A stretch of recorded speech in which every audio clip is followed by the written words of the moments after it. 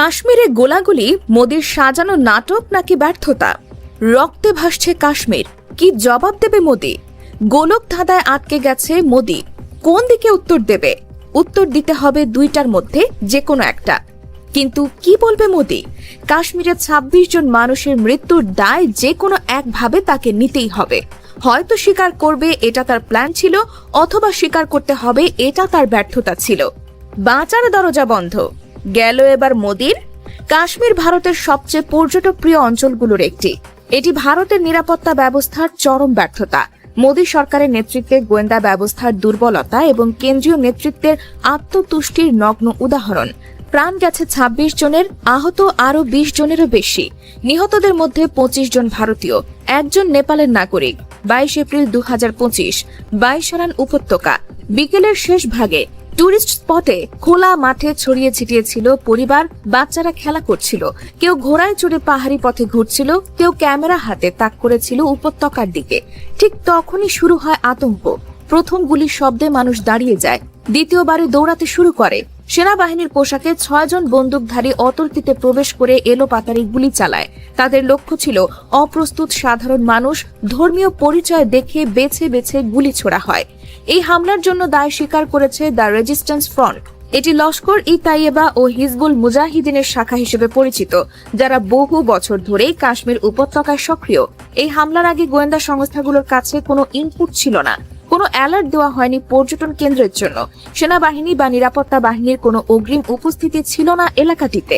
হামলাকারীরা হামলার আগেই ১ ঘন্টার বেশি সময় ধরে এলাকা ঘুরে দেখেছে, পালানোর পথ নিশ্চিত করেছে। এমনকি তারা যে জায়গাটিতে গুলি চালিয়েছে সেটি জঙ্গলে ঘেরা, পুলিশ বা সেনা মহড়া সেখানে সচরাচর হয় না। তবে ভারতীয় গণমাধ্যমের তথ্য বরাতে জানা যায়, হামলাকারীরা পর্যটকদের নাম ও ধর্ম যাচাই করছিল। পরিচয়পত্র চাওয়ার পর গুলি চালানো হয়েছে। একজন মহিলা বলেন, তার স্বামীকে গুলি করার পর সন্ত্রাসীরা তাকে যেতে বলে দিল্লিতে বার্তা পৌঁছে দিতে। এই স্পষ্ট পরিকল্পনার ভেতরে কেন্দ্রীয় গোয়েন্দা ব্যবস্থার কি ভূমিকা ছিল সে প্রশ্ন সামনে চলে আসে। জাতীয় নিরাপত্তা উপদেষ্টা থেকে শুরু করে কেন্দ্রীয় স্বরাষ্ট্র মন্ত্রণালয় পর্যন্ত কেউ জানাতে পারেনি কিভাবে সেনাবাহিনীর পোশাকে ৬ জন ব্যক্তি এত সহজে এলাকা দখল করতে পারল। এলাকায় এই হামলার ঘটনা গোটা কাশ্মীর পরিস্থিতিকে নতুনভাবে বিশ্লেষণ করতে বাধ্য করছে। হামলার পরও ভারতের স্বরাষ্ট্রমন্ত্রীর বক্তব্য ছিল অস্পষ্ট। শুধু বলা হয়েছে উপযুক্ত জবাব দেওয়া হবে। কবে, কিভাবে, কি প্রতিরোধে সেই পরিকল্পনার কিছুই জানানো হয়নি। অথচ ২৬টি প্রাণ ঝরে গেছে। একটি এলাকা পর্যটনের বদলে কবরস্থানে পরিণত হয়েছে। মোদির নেতৃত্বে ৩৭০ ধারা বিলুপ্ত করার পর বলা হয়েছিল কাশ্মীরে স্থায়ী শান্তি আসবে, বিচ্ছিন্নতাবাদ নির্মূল হবে, নতুন অর্থনীতি গড়ে উঠবে। আজ সেই একই অঞ্চলে সেনাবাহিনীকে জঙ্গিদের অবস্থান খুঁজে বেড়াতে হচ্ছে। গোয়েন্দা তথ্যহীনতার কারণে সেনারা রাতভর চিরুনি অভিযান চালিয়ে যাচ্ছে। সেনা সূত্র বলছে, হামলার সঙ্গে জড়িত ৬ জনের মধ্যে অন্তত ৪ জন পাকিস্তান থেকে প্রশিক্ষণপ্রাপ্ত, ২ জন স্থানীয় যারা ২০১৭ সালে সীমান্ত পেরিয়ে অস্ত্র চালনার প্রশিক্ষণ নেয়। এই হামলা যে কোনো সাধারণ হামলা নয়।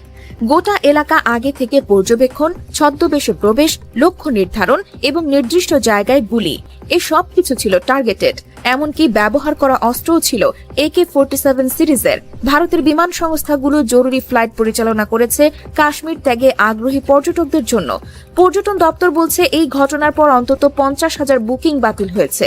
এর সরাসরি প্রভাব পড়বে কাশ্মীরের স্থানীয় অর্থনীতিতে। পর্যটনের ওপর নির্ভরশীল অঞ্চলের হাজারো মানুষ কর্মহীন হয়ে পড়বে। এই হামলা কেবল নিরাপত্তার ব্যর্থতা ও গোটা রাষ্ট্রযন্ত্রের অকার্যকারিতা ফল। কাশ্মীরের পহেলগাম হামলার পর গোটা ভারত যেভাবে হতভম্ব, ক্ষুব্ধ এবং দ্বিধাগ্রস্ত হয়ে আছে, সেটা একটা রাষ্ট্রের রাজনৈতিক কাঠামোর দুর্বলতা চোখে আঙুল দিয়ে দেখিয়ে দিচ্ছে। প্রধানমন্ত্রী মোদী এই ঘটনার সময় ছিলেন সৌদি আরবে। আন্তর্জাতিক সফর, বিদেশি বিনিয়োগ, ভিশন ২০৪৭ এসব নিয়ে ব্যস্ত সময় কাটাচ্ছিলেন। আর এইদিকে নিজের দেশের জম্মু ও কাশ্মীরের মাটিতে পর্যটকদের রক্তে ভিজে যাচ্ছিল ঘাস। মোদীর নেতৃত্বে কেন্দ্রীয় সরকারের এই আত্মতৃপ্তি, বাস্তবতা বিমুখ কূটনীতি এবং সব ঠিক আছে ঘরানার ভাবমূর্তি আজ সরাসরি প্রশ্নবিদ্ধ। এই হামলার পর প্রধানমন্ত্রী দেশে ফিরে আসেন ঠিকই, এক উচ্চ পর্যায়ের বৈঠকের ঘোষণা আসে, কিন্তু জনগণের চোখে প্রশ্ন, এই বৈঠক কেন হামলার আগে হয়নি? কেন গোয়েন্দা তথ্য ছিল না? কাশ্মীরের মতো স্পর্শকাতর এলাকায় এত বড় হামলা হয়ে যাবে আর সেটা নিয়ে কোনো আগাম সতর্কতা থাকবে না। কাশ্মীর ইস্যুতে মোদী সরকার ৩৭০ ধারা বাতিল করে এক ধরনের রাজনৈতিক বিজয়ের দাবি করেছিল। সেই সময় বলা হয়েছিল কাশ্মীর আর বিচ্ছিন্ন না, এবার জাতীয় মূলধারায় আসবে। কিন্তু বাস্তবতা হলো ৪ বছর পরও কাশ্মীরকে সামরিক এলাকায় পরিণত করেও নিরাপত্তা নিশ্চিত করা যাচ্ছে না। সেনা উপস্থিতি বাড়ানো হয়েছে, কিন্তু গোয়েন্দা জাল দুর্বল। নিয়ন্ত্রণ আছে বাহ্যিক, কিন্তু ভেতরে শূন্যতা। আর এই শূন্যতার সুযোগ নিচ্ছে টিআরএফ, জেইশ, হিজবুল এবং আরো অনেক চোরাগুপ্তা শক্তি। এই ঘটনার পর মোদী সরকারের প্রতিক্রিয়া ছিল দ্রুত তদন্ত, উপযুক্ত জবাব, নিন্দা। কিন্তু বাস্তবে আজ পর্যন্ত কোনো কনক্রিট অ্যাকশন নেওয়া হয়নি। টিআরএফ এর লোকজন খুঁজে বের করার চেয়ে রাজনৈতিক ভাষণে ব্যস্ত আছে দিল্লি। অথচ গোয়েন্দা বিশেষজ্ঞরা বলছেন টিআরএফ এর অনেক মুভমেন্ট ভারতীয় সাইবার নজরদারির আওতায় ছিল, শুধু সিগন্যালের দিকেই নজর দেওয়া হয়নি। এই হামলা থেকে এটা স্পষ্ট, মোদী সরকার নিজের রাজনৈতিক মঞ্চে যতটা সফল, নিরাপত্তা ব্যবস্থায় ততটাই ব্যর্থ। কাশ্মীরের মাটি এখনো অস্থির, জনগণ এখনো আশ্বস্ত না এবং বিচ্ছিন্নতাবাদী গোষ্ঠীগুলো এখনো অস্ত্র হাতে দৌড়ায়। তাহলে প্রশ্ন আসে, ৩৭০ ধারা তুলে দিয়ে কি অর্জন হলো? এদিকে পাকিস্তান সরকারের বক্তব্য আরো অদ্ভুত। প্রতিরক্ষা মন্ত্রী খাজা আসিফ বলেন, এটা ভারতীয় রাষ্ট্রের অভ্যন্তরীণ সমস্যা।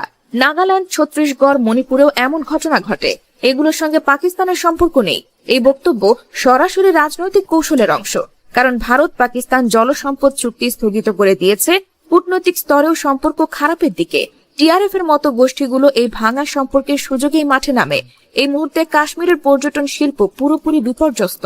ভারতীয় ট্রাভেল ফোরাম জানিয়েছে হাজার হাজার বুকিং বাতিল হয়েছে, স্থানীয়দের জীবন থমকে গেছে।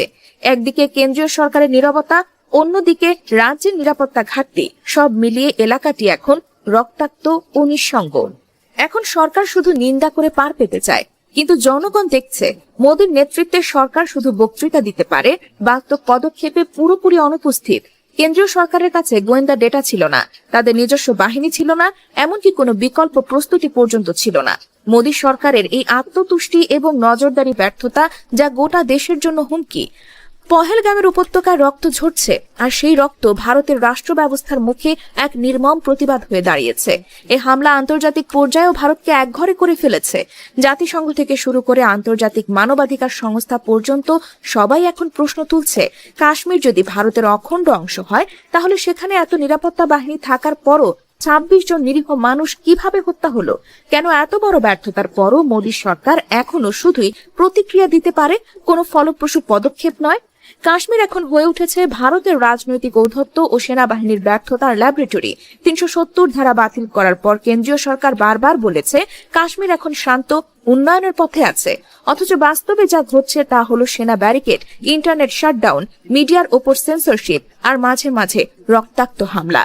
মোদী সরকার উন্নয়নের গল্প বলে টেলিভিশনে, আর রাস্তায় ঝরছে রক্ত। এই পার্থক্য ভারতীয় জনগণ এখন নিজ চোখে দেখছে। এই হামলার ফলে আন্তর্জাতিক মিডিয়ায় ভারতের যে চিত্র ফুটে উঠেছে তা ভারতের বহুল প্রচারিত মোদী ইমেজের পুরো বিপরীত। আল জাজিরা থেকে নিউ ইয়র্ক টাইমস, ডয়েচে ওয়েলে থেকে গার্ডিয়ান, সব সংবাদ মাধ্যমে একটাই প্রশ্ন ঘুরছে, ভারত যদি সত্যিই কাশ্মীরকে সম্পূর্ণ নিয়ন্ত্রণে রেখেছে বলে দাবি করে, তবে কেন এত বড় নিরাপত্তা ছিদ্র? মোদী সরকার পাকিস্তানকে দোষ দিয়ে পার পেতে চায়, কিন্তু সত্যিটা হলো যে হামলাকারীরা এই হামলা চালিয়েছে তাদের মধ্যে ২ জন ছিল কাশ্মীরি। এরা ২০১৭ সালে সীমান্ত পেরিয়ে অস্ত্র প্রশিক্ষণ নিয়েছিল। তারপর তারা ঘুরে এসেছে বাইসারান অঞ্চলে, জায়গাটা চিনেছে, পরিকল্পনা করেছে, অস্ত্র নিয়ে ঢুকেছে এবং বিনা বাধায় ২৬ জন মানুষ হত্যা করেছে। একে কি শুধুই পাকিস্তানের ষড়যন্ত্র বলা যায়? টিআরএফ, লিড বা জেইশ সব সংগঠনই সুবিধা নেয় যখন রাষ্ট্র দুর্বল হয়, গোয়েন্দা নজরদারি ফাঁকা হয়, আর রাজনৈতিক নেতৃত্ব ব্যস্ত থাকে বিদেশ সফরে, পিআর ম্যানেজমেন্টে। মোদী সরকার বর্তমানে ভারতের জনসাধারণের কাছে যা তুলে ধরছে তা হলো প্রতারণা, ধোঁকা ও তথাকথিত সাফল্যের জোয়ার। অথচ বাস্তবে একটি পর্যটন কেন্দ্র নিরাপদে রাখতে পারে না এমন সরকার দেশের নেতৃত্বে থাকার যোগ্য কিনা সেই প্রশ্ন উঠেছে খোদ ভারতেই। কাশ্মীর পর্যটন খাত এখন ভেঙে পড়েছে, হোটেলগুলো খালি, বুকিং বাতিল, টুরিস্ট বাস উল্টো পথে ফিরছে। যারা ছিল তারা বলছে এই কাশ্মীর আর ঘুরতে আসার জায়গা না। স্থানীয় ব্যবসায়ীরা বলছেন গত ৫ বছরে এত ভয়াবহ ক্ষতি আর হয়নি। সরকারের কাছে দাবি ছিল পর্যটন হবে নতুন কাশ্মীরের মুখ, এখন সেটি হয়েছে কাশ্মীরের লাশের গন্ধ। বিমানবন্দর থেকে হোটেল পর্যন্ত নিরাপত্তার নামে হাজারো চেকপোস্ট বসানো হয়েছিল, কিন্তু যে এলাকা সবচেয়ে কম নিরাপদ, বাইসারান, সেখানে কোনো নজরদারি ছিল না। সেনাবাহিনী গিয়ে পরে সার্ভে করেছে, গোয়েন্দারা কেবল হামলার পর রিপোর্ট লিখেছে, অথচ এই সিস্টেমের কথা বলা হয় বিশ্বমানের নিরাপত্তা বলে। মোদি এখন চুপচাপ, অমিত শাহ শব্দ সংকুচিত, কেবল সংবাদপত্রে প্রেস বিজ্ঞপ্তি আর মুখে উপযুক্ত জবাবের বুলি। কিভাবে টিআরএফ রিক্রুট করছে, অস্ত্র আনছে, অর্থ পাচ্ছে, কেন সেনা, গোয়েন্দা, স্বরাষ্ট্র মন্ত্রণালয় ব্যর্থ হলো, এই ব্যর্থতার দায় কে নেবে? এই প্রশ্নগুলোর উত্তর এখন গোটা ভারত খুঁজছে। আর যখন উত্তর না মেলে, তখন উঠে আসে সবচেয়ে কঠিন প্রশ্ন, মোদি কি আসলেই দেশের নেতৃত্বে থাকার যোগ্য?